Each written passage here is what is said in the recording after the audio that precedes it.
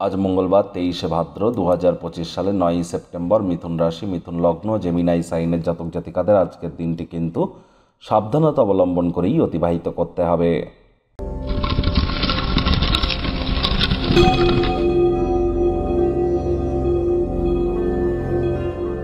ভিডিওটির শুরুতেই স্ক্রিনে আপনারা দেখতে পাচ্ছেন হনুমানজির প্রণাম মন্ত্র। মনোজবং মারুত্তুল্য বেগং জিতেন্দ্রিয়ং বুদ্ধিমত্তম বরিষ্ঠম বাতাত্মজং বানরজিত মুখ্যং শ্রীরামদূতং শরণ্যম প্রপদ্যে।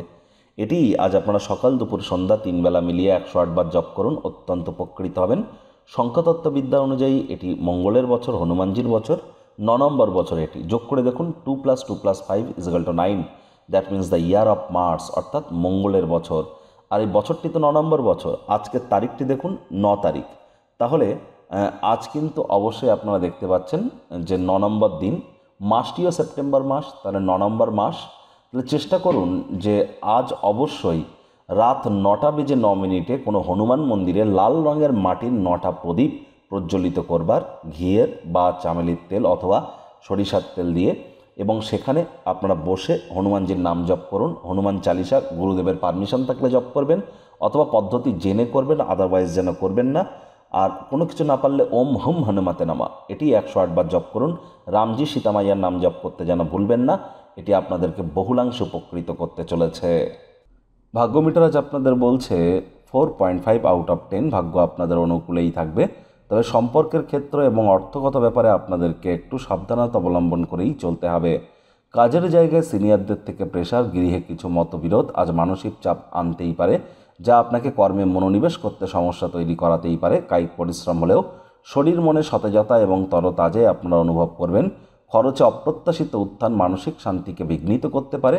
অর্থগত ব্যাপারে ব্যয়বহুল একটি দিন, খরচ বাড়বে। নতুন উদ্যোগ পরিকল্পনার পাশাপাশি নতুন নির্মাণ কার্যকে আজ আপনারা পিছিয়ে দিন। চাকরিজীবী যারা আছেন তাদের অফিসের পরিবেশ এক প্রকার বেশ। বস কলিগদের সাথে ভাব ভালোবাসা বাড়বে, কর্মে গতি অনুভব করবেন। সকলের সাথে হৃদ্যতাপূর্ণ সম্পর্ক বজায় রাখবার আপ্রাণ প্রচেষ্টা আপনাদের করা উচিত। গোপন কোনো সম্পর্ক আপনার সুনাম কিন্তু বিনষ্ট করতে পারে। আজ কাজের জায়গায়, কর্মস্থানে কোনো গুরুত্বপূর্ণ পরিবর্তন হতেই পারে। মাথা ঠান্ডা করে মেনে নেওয়ার চেষ্টা করুন। অবসরকালীন সময় টেলিভিশন, মোবাইল, ল্যাপটপ, কম্পিউটারে মাত্র অতিরিক্ত অ্যান্ড এন্টারটেনমেন্ট ওরিয়েন্টেড ক্রিয়াকলাপ করে যেন সময় অতিবাহিত করবেন না। শিক্ষার্থী বিদ্যার্থীদের পড়াশোনায় মনোযোগ আরও বৃদ্ধি করতে হবে উচ্চশিক্ষার জন্য। যারা বিদেশ যাত্রার কথা ভাবছিলেন, ভাগ্যদেবী আজ আপনাদের পক্ষে নেই। সন্তান সন্ততি থেকে থাকলে তাদের দিকে কঠোর সজাগ দৃষ্টি বজায় রাখুন।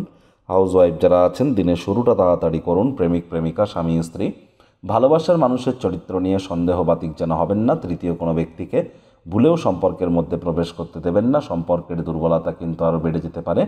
শত্রুপক্ষ, বিরোধী পক্ষ আজ কিন্তু খুব একটি শক্তিশালী থাকছে না। পরিবার, পরিজন, নিকটের স্থানীয় ব্যক্তিবর্গ, বন্ধু স্বজন কারোর উপরেই জোর করে নিজের মতামতকে জাহির করলেই কিন্তু মারাত্মক ক্ষতি। ওই বললাম, কারোর সাথে অহেতুক তর্ক বিতর্কে যুক্ত হওয়া থেকে বিরত থাকুন। হৃদ্যতাপূর্ণ সম্পর্ক বজায় রাখবার আপ্রাণ প্রচেষ্টা আপনাদের করা উচিত।